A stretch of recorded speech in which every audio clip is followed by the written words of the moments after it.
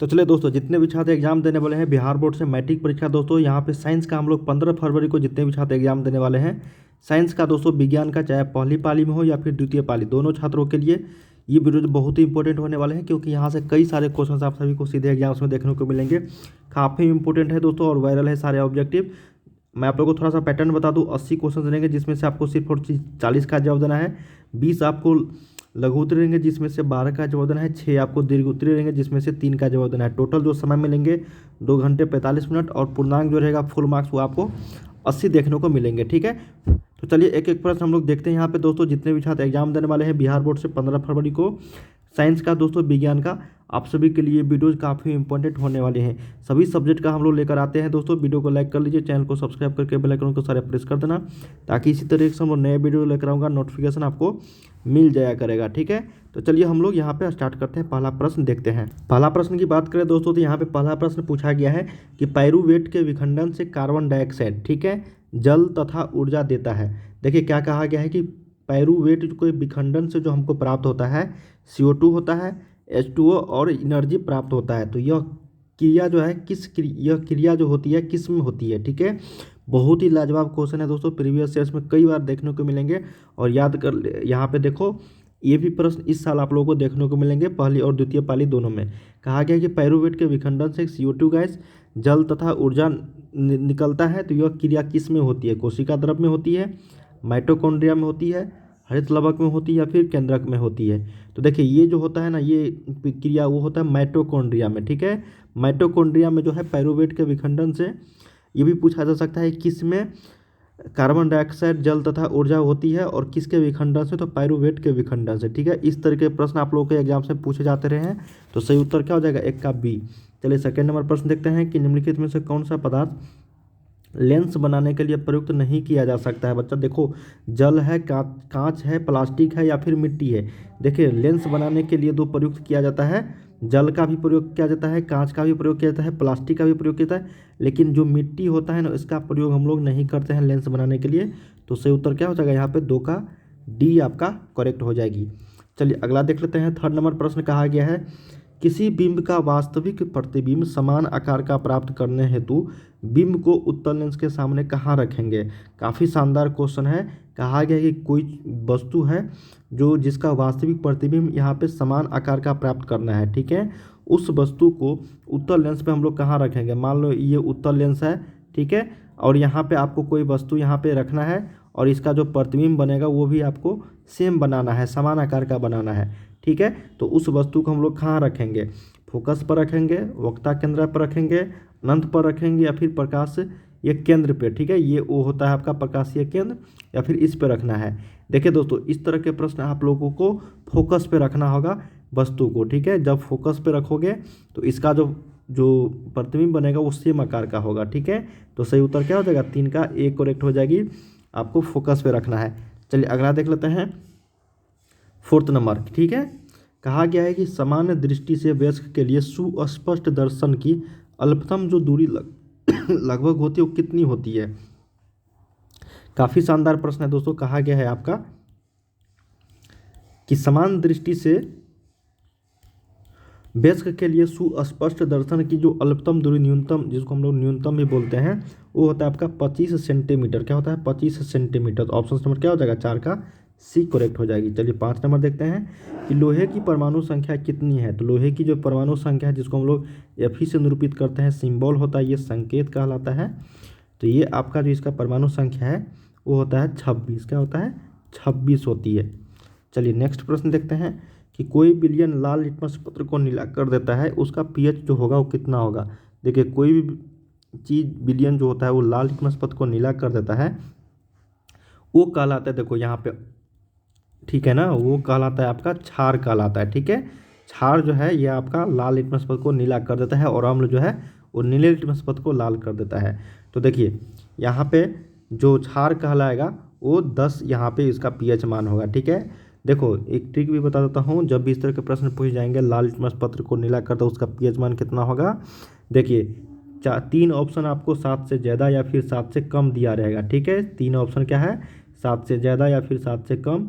जो आपको 7 से कम या फिर 7 से ज़्यादा एक ऑप्शन देखे वही आपका आंसर होगा। देखिए 7 से कम यहाँ पे 3 गो है, 1 4 5, तो इसको हमको काट देना है और सबसे ज़्यादा वाला 7 से ऊपर वाला लगा देना है। ठीक है, चलिए अब आगे प्रश्न रहेंगे कभी तो 3 अंक देखना 7 से ऊपर वाला रहेगा और 3 अंक रहेगा 7 से नीचे वाला। ठीक है, तो कोई भी एक अंक आपको चूज करना है जो 7 से ऊपर रहे या फिर 7 से कम रहे। तो यहाँ पे 7 से कम होने वाले 3 संख्या था तो उसको हटा देना है, तो एक संख्या यहाँ पे भिन्न हमको आ जाएगा।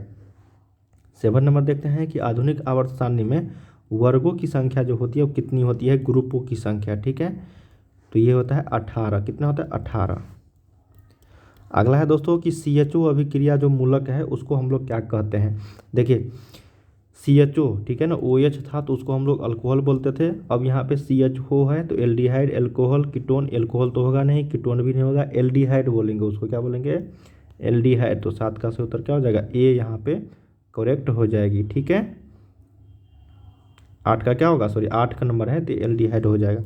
चलिए 9 नंबर देखते हैं। कहा गया है कि निम्नलिखित में से कौन सा पद विद्युत परिपथ में विद्युत शक्ति को निरूपित नहीं करता है। तो हम लोग जानते हैं एक फार्मूला दोस्तों, यहाँ पे VI बराबर होता है P के बराबर। ठीक है, और ये भी फार्मूला जानते हैं V बराबर IR से।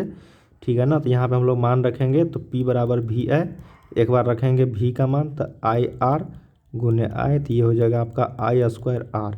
ठीक है, तो देख लेते हैं I²R है तो ये निरूपित तो करता है। ठीक है, निरूपित नहीं करने वाला। ठीक है, P बराबर VI, ये भी निरूपित करता है। ठीक है, अब हम लोग क्या करेंगे, यहाँ से I का मान रखेंगे V/R वाला।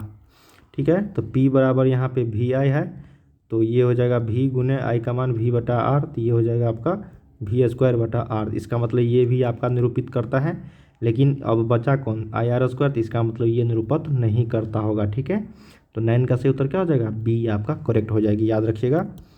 अगला है कि विद्युत धारा उत्पन्न करने की जो युक्ति है उसको हम लोग क्या कहते हैं।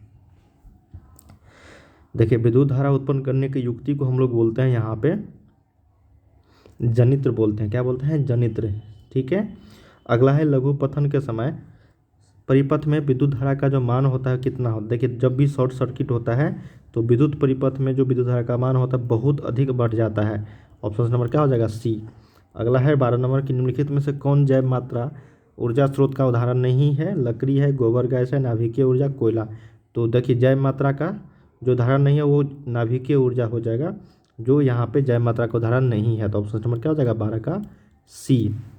चलिए अगला प्रश्न देखते हैं। कहा गया यहाँ पे कि कोई तत्व है जो ऑक्सीजन के साथ अभिक्रिया करता है और उच्च गलनांक वाला यौगिक निर्मित करता है, तो यह यौगिक जल में विलय है। ठीक है ना, यह तत्व कौन सा हो सकता है। देखिए कोई तत्व है जो ऑक्सीजन के साथ अभिक्रिया करके उच्च गलनांक वाला यौगिक निर्माण करता है और वो यौगिक जल में विलय भी है। ठीक है ना, तो वह तत्व कौन सा हो सकता है। ठीक है ना, जो ऑक्सीजन के साथ अभिक्रिया करता है, CaCSI या फिर Fe। तो उस यौगिक का नाम दोस्तों या फिर उस तत्व का नाम हो जाएगा सिलिकॉन, नहीं कैल्शियम हो जाएगा। ठीक है, सिलिकॉन नहीं होगा, कैल्शियम हो जाएगा यहाँ पे CaO, जो आपका जल में विलय हो जाता है। तो ऑप्शन नंबर क्या हो जाएगा, कैल्शियम हो जाएगी। 14 देख लेते हैं कि एथेन का आणविक सूत्र C2H6 है, इसमें कितने सहसंयोजक बॉन्ड है। देखिए एथेन का जो आणविक सूत्र ये होता है, इसमें अगर हम लोग सहसंयोजक बॉन्ड की संख्या अगर बताएंगे तो ये होता है आपका 7 सहसंयोजक बॉन्ड होते हैं। कितने होते हैं, 7 सहसंयोजक बॉन्ड। अगला देख लेते हैं कि ओजोन के अणु में कितने ऑक्सीजन के परमाणु की संख्या कितनी होती है एक अणु में। देखिए O3 होता है तो इसका मतलब ऑक्सीजन के एक अणु में 3 परमाणु होते हैं। तो ऑप्शन नंबर क्या हो जाएगा, 15 का C। 16 है कि मनुष्य में वृक्क एक तंत्र का भाग है जो संबंधित होता है किससे। देखिए मनुष्य में एक किडनी, जिसको हम लोग किडनी बोलते हैं, एक तंत्र का भाग है जो किससे संबंधित होता है, पोषण से, शोषण से, उत्सर्जन से या फिर परिवहन से। तो ये जो आपका संबंधित होता है ये होता है आपका किससे, तो उत्सर्जन से। किससे होता है, उत्सर्जन से। अगला है कि 2 तंत्रिका कोशिका के मध्य खाली स्थान को क्या कहते हैं। क्या है, 2 तंत्रिका कोशिका के मध्य खाली स्थान को जो कहते हैं उसको हम लोग बोलते हैं सिनेप्स। क्या बोलते हैं, सिनेप्स। चलिए अगला प्रश्न देखते हैं। कहा गया है कि परागकोश में जो होते हैं वो क्या होते हैं। देखिए परागकोश जो होते हैं ना वो बाह्यदल, अंडाशय या फिर अंडप या फिर परागकण। देखिए परागकोश में जो होते हैं वो आपको बताना है। तो वो होता है परागकण। परागकोश में क्या होते हैं? परागकण होते हैं। बहुत ही शानदार प्रश्न था, याद रखिएगा। अगला है विकासीय दृष्टिकोण से हमारी किससे संबंधित है अधिक समानता? तो वो है चिंपैंजी से। अगला है कि मुकुलन द्वारा लैंगिक जनन किस में होता है? तो अमीबा में होता है। ठीक है, किस में होता है मुकुलन द्वारा लैंगिक जनन? तो अमीबा में। Option number B. दोस्तों हम लोगों ने यहाँ पे टोटल इस वीडियोज में भी 20 क्वेश्चंस किए हैं। इसके आगे के प्रश्न हम लोग अगले वीडियो में करने वाले हैं। वीडियो को लाइक कर लीजिए, चैनल को सब्सक्राइब कर लीजिए। और ये सारे क्वेश्चन आप सभी के एग्जाम्स में पूछे जाने वाले हैं। एक एक प्रश्न इंपॉर्टेंट था, याद कर लीजिएगा। वीडियो के डिस्क्रिप्शन में वेबसाइट का लिंक है, जाकर आप लोग जरूर प्रैक्टिस सेट कीजिए। मिलते हैं हम लोग अगले वीडियो में। बाय बाय सभी को।